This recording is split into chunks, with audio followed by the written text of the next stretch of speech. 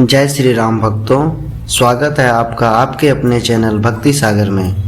रामायण में आपने देवी अहिल्या के उद्धार की कथा तो जरूर सुनी होगी। जब प्रभु श्री राम के चरणों की धूल छूते ही एक पत्थर की शिला साक्षात स्त्री में बदल गई थी। लेकिन क्या आप जानते हैं कि एक अत्यंत पतिव्रता और पवित्र स्त्री को आखिर ऐसा भयानक श्राप क्यों मिला? क्यों देवराज इंद्र ने छल की सारी सीमाएं पार कर दी और कैसे एक भूल ने सब कुछ नष्ट कर दिया?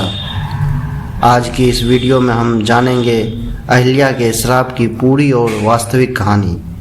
वीडियो को अंत तक जरूर देखिएगा और अगर आप चैनल पर नए हैं तो इसे अभी सब्सक्राइब कर लें।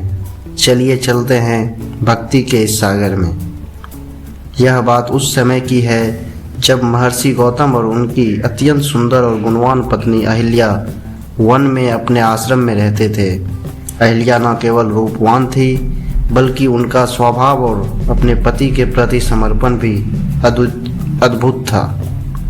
लेकिन अहिल्या के इसी अलौकिक सौंदर्य पर देवराज इंद्र की कुदृष्टि थी।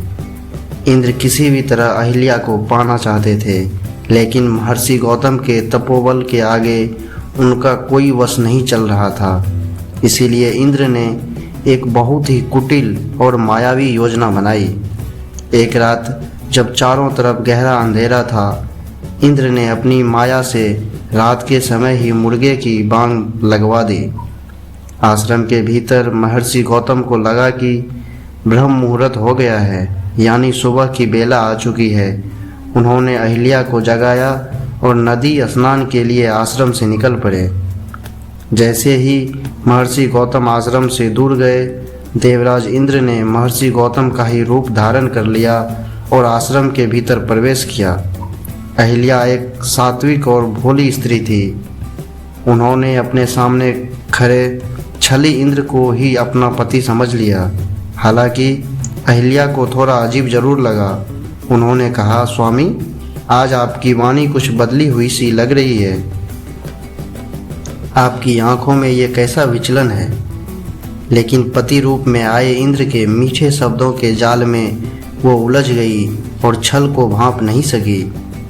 उधर जब महर्षि गौतम नदी पर पहुँचे तो वहाँ नदी माता प्रकट हुई।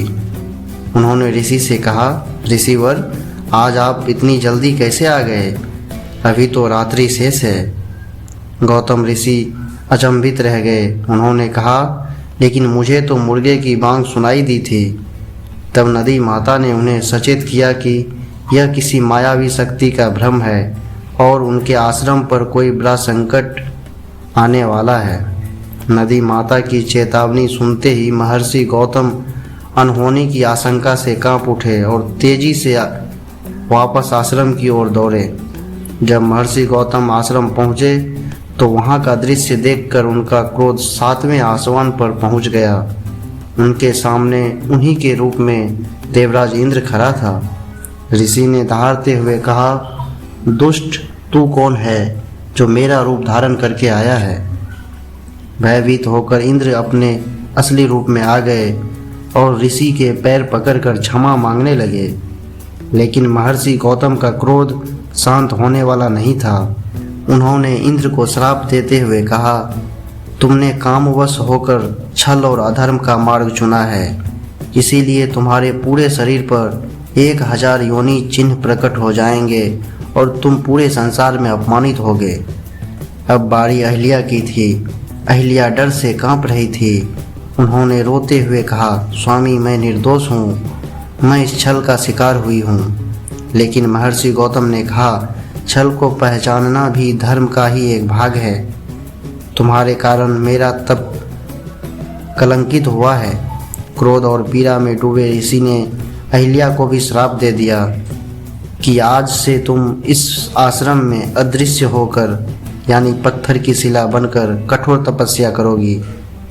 जब अहिल्या ने अपनी बेगुनाही की भीख मांगी तब ऋषि का हृदय थोड़ा पसीजा और उन्होंने श्राप मुक्ति का उपाय बताते हुए कहा, जब त्रेता युग में स्वयं नारायण प्रभु श्री राम के रूप में अवतार लेंगे और उनके चरण इस आश्रम में तुम्हें स्पर्श करेंगे, तभी तुम्हें इस श्राप से मुक्ति मिलेगी।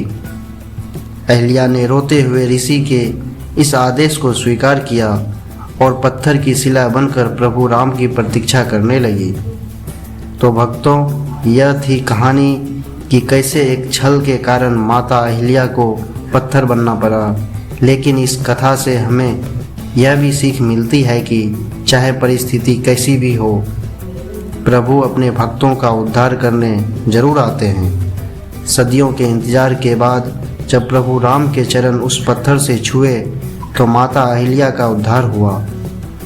आपको माता अहिल्या की यह कथा कैसी लगी?